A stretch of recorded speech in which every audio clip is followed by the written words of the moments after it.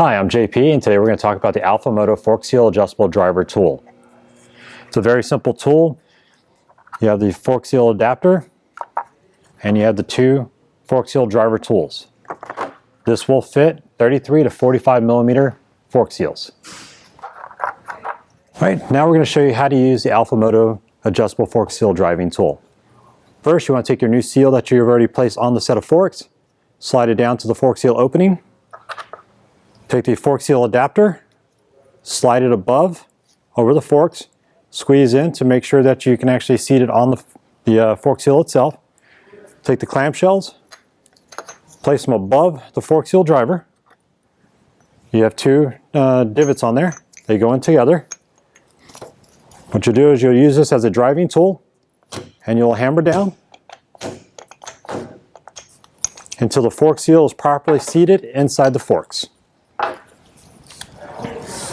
Like so.